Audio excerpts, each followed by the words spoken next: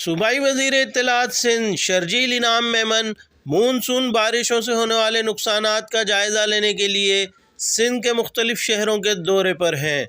सूबाई वज़ीर इत्तलात और ट्रांसपोर्ट ने हैदराबाद के फतेह चौक, तुलसीदास, फ़कीर का पेड़ और दीगर इलाकों का दौरा करके पंपिंग स्टेशन का जायज़ा भी लिया। शर्जील इनाम मेमन ने इस मौके पर मीडिया से गुफ्तगू में बल्दियाती अफसरान की लापरवाही और साबिक वज़ीर आज़म इमरान खान के कागजात नामजदगी से मुताल्लिक भी मुख्तलिफ सवालों का जवाब दिया।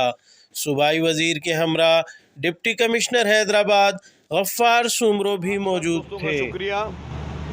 जैसा कि आपको इल्म है कि जो हालिया बरसातें जो पूरे पाकिस्तान में पड़ी हैं और ख़ुसूसी तौर पर सिंध भर में जो बरसातों का हैवी स्पेल हुआ है उससे काफ़ी नुकसानात हुए हैं।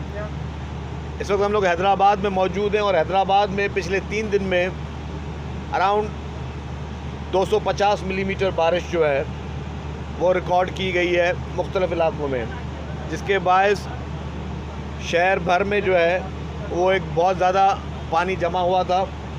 एडमिनिस्ट्रेशन हैदराबाद जो है उसने काफ़ी हद तक बेहतर तरीके से काम किया है। उनकी फुल मेहनत की वजह से डीसी साहब और उनकी पूरी टीम ने, जो कि 24 घंटे जो है वो ऑलमोस्ट सड़कों पे पूरी मौजूद थी। पीपल्स पार्टी के भी वज़रा जो है वो ख़ुद सड़कों पर मौजूद थे। आपने देखा होगा कि जी यहाँ पे जो फोकल पर्सन थे बारिश के, जाम खान चोर, वो ख़ुद भी मौजूद थे बरसातों में और वो ख़ुद हर चीज़ का विज़िट भी कर रहे थे और हर चीज़ को वो ख़ुद मुआयना भी कर रहे थे। और तमाम ज़िला में जो है जहाँ जहाँ पर भी बारिश थी वहाँ पीपल्स पार्टी के मिनिस्टर्स जो हैं वो हर डिस्ट्रिक्ट में जो चीफ मिनिस्टर साहब ने मुकर्रर किए थे वो मौजूद। और शहर के कुछ स्पॉट्स है जहाँ पे पानी इस वक्त मौजूद है, जो कि बड़ा पानी है, जो कि मशीन के ज़रिए निकाला जा सकता है, तो उस पर मोटर्स लगी हुई हैं। जो हैदराबाद का देही इलाका है वहाँ सूरत हाल बहुत ख़राब है और वहाँ से निकासी आपका काम चल रहा है।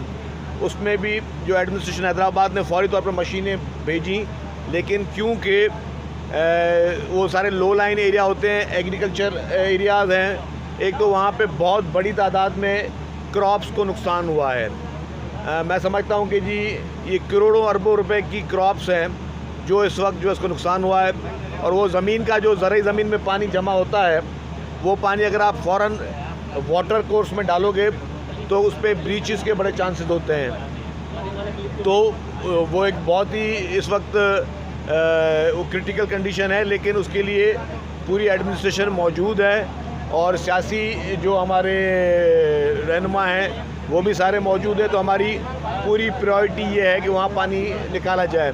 इस वक्त भी जब हम बात कर रहे हैं तो वज़ीर आला सिंध जो हैं वो पूरे सिंध के दौरे पे निकले हुए हैं। वो by road personally her district में जा रहे हैं, हर तहसील में जा रहे हैं और उनका प्रोग्राम है कि ठट्टा, बदीन, सुजावल, ये सारे टंडो मोहम्मद खान करके फिर वो हैदराबाद में भी तशरीफ़ लाएंगे।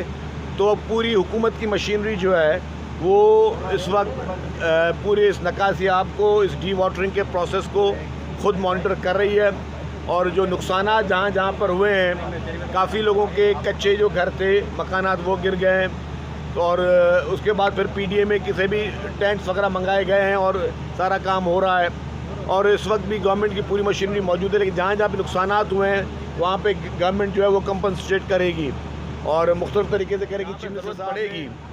पूरे शहर को आफतज़दा इलाका मेरे ख्याल से नहीं करा दिया जा सकता, लेकिन जिन एरियाज़ में नुकसानात हुए हैं उन एरियाज़ के लिए डेफिनेटली गवर्नमेंट कंसीडर करेगी कि उन इलाकों को आफतज़दा इलाका करार दिया जाए जहाँ पे बहुत बड़ी क्लाइमेटी हुई है, बहुत ज़्यादा नुकसानात हुए हैं। बारिश कम गई थी, नालों के ऊपर इंक्रोचमेंट है, बारिश का पानी कम है, उनके लिए क्या इकदाम उठाए? देखिए जी, मैंने कहा कि सिर्फ लास्ट 3 दिन में अराउंड 250 मिलीमीटर बारिश पड़ी है।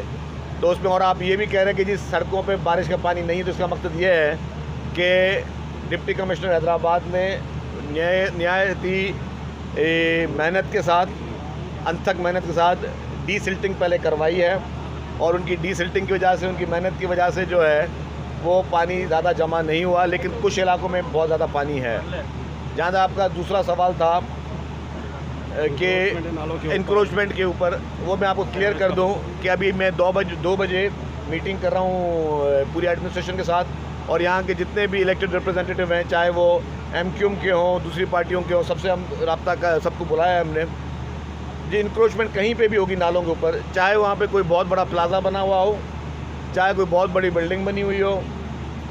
मैंने अभी डीसी साहब से यही अब मैं बात कर रहा था, हम लोग जब पूरे शहर के विजिट पे भी मौजूद थे, हम उस इंक्रोचमेंट को क्वेश्चन है। मैं एक बात बता दूं कि पीपल्स पार्टी क्या हुकूमत भले तो 14 साल हुए हैं, लेकिन उससे पहले जितनी भी बलदियाती हुकूमतें रही हैं उनके पास जो इख्तियारात रहे हैं, अगर आप सर्वे कर लें 14 साल का या पिछले 20-25 साल का, उन बलदियाती हुकूमतों ने जो बेड़ा गर्क किया था, जिस तरह उन बलदियाती हुकूमतों ने इंक्रोचमेंटें की थी बग़ैर किसी चीज़ को देखे हुए कि इसके रिपरकशंस क्या होंगे।